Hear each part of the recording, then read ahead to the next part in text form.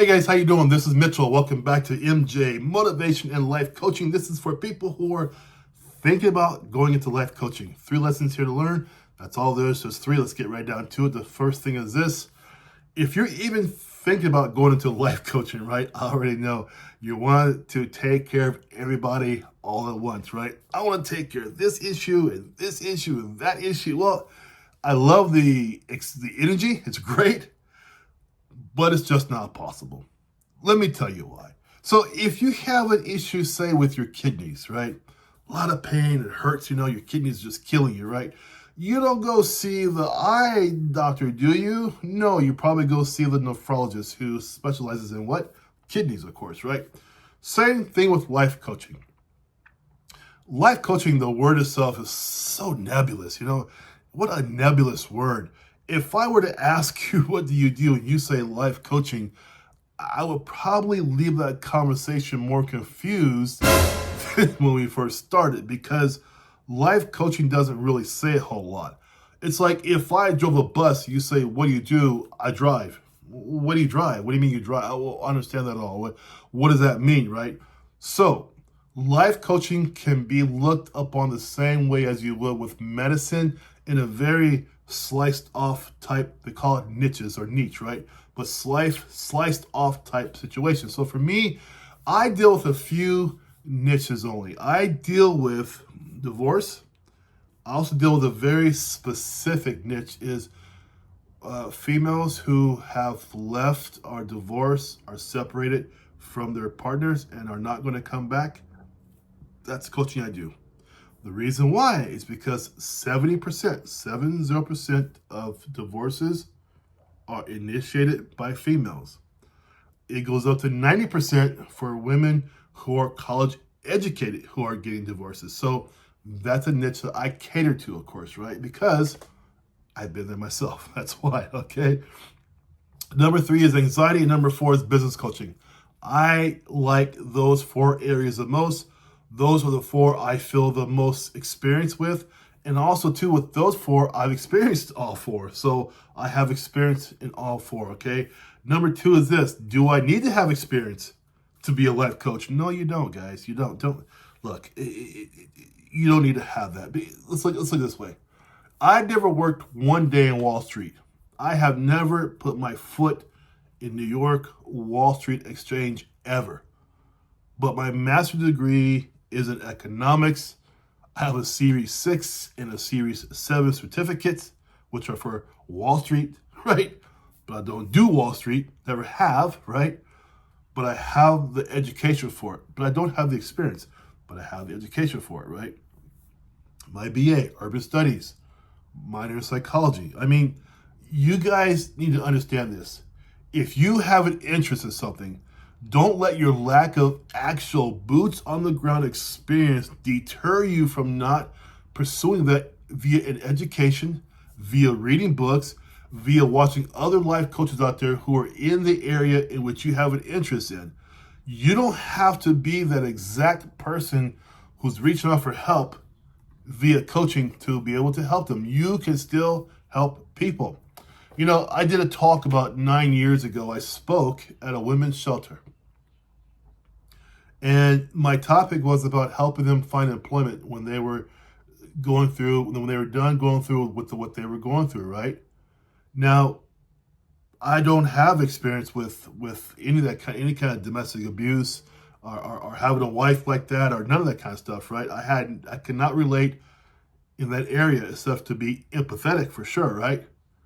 But I was being called down there to help them out with employment help, employment seeking, which was something I was pretty good at. I've been good at that for many years now, right? And so that was what I was called for. So did I know about being a woman and being abused and no, none of that stuff, not at all.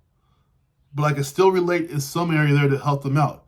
Now it's the same thing for you. So I'm trying to tell you, do not be deterred because you cannot. You never walked in those shoes of that person. Doesn't mean that you cannot qualify yourself, right, to help people to recover and to become better at the end of their coaching with you. Same thing too. I did a talk 7 years ago. They chose me to come speak to military veterans, right, who have been in wars, correct? Afghanistan, Korea, Vietnam, Iraq, right? Who have been in wars, okay? Maybe not that many men applied or women applied to speak, but I applied, right? I've never been in a war, but I am a military vet. I'm a military policeman, military vet for 4 years, okay? That's what I am. So again, I could relate to some level, right? I do know about weapons training. I know about boot camp. I know about, having tough times sometimes with other people. I get that, right? But I didn't have the military combat experience. So I kept it light, kept it kind of funny, a little serious here and there.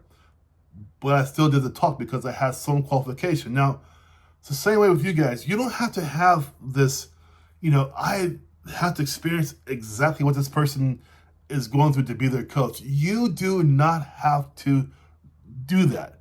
You just have to educate yourself so you can understand at some level what they're going through, right? That's what you want to have. It's just have the education if you don't have the actual life experience. Last thing here, what I want to tell you guys is when you're life coaching or any kind of coaching, right? For me, when I'm doing my divorce coaching, right? I've been through my steps of divorce. I'm at a much healthier place in my life now. I'm very happy. I've got a fantastic partner in my life, a great wife in my life. I like where I'm at right now in my life. I like who I am. So I've come a long way. When you are life coaching anybody in anything, you have to make sure you don't overstep into their arena with your thought processes, with your blah, blah, with you, blah, blah, blah. You want to make sure you're listening to them. Now, people call it in-tune listening or all these words for it, right? I call it myself, for my program, I call it aggressive listening. And what do I mean by that? It means I'm asking questions to when they're talking. I say, oh, wait, so did you say this? And they say, yes, I said it. I write it down, Okay, keep going, please. Because I'm always trying to be attentive to their footprints, not my footprints, their footprints. And I want you to be the same way. You might have these great formulas you want to tell them about, and you got to do this, whatever, right? But if you're not listening to their specific issue, to their specific walk, you are going to be more in the way than you're going to be as a helpful life coach. And this is key because in today's world, people are stuck on social media all the time. And what do they say now? Yeah. You hear that all the time. If I have a coach who's talking to me and they're saying, yeah, we are done because I know you're not listening to what I'm saying. You're too busy with the yeah stuff. That might work for your friends. It's great. It's fantastic. It's cool. I don't understand that. But when it comes down to coaching someone, caring and listening, right? I keep saying it all the time, listening aggressively. There's no time for yeah. It's repeat this or I understand.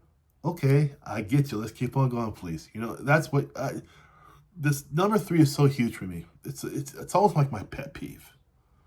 If you're going to be a coach, you have to be a listener. I rarely dissuade anybody from this career field, but if you are a sloppy listener, either get training to become a good listener or don't become a life coach. That's what I'm saying to you.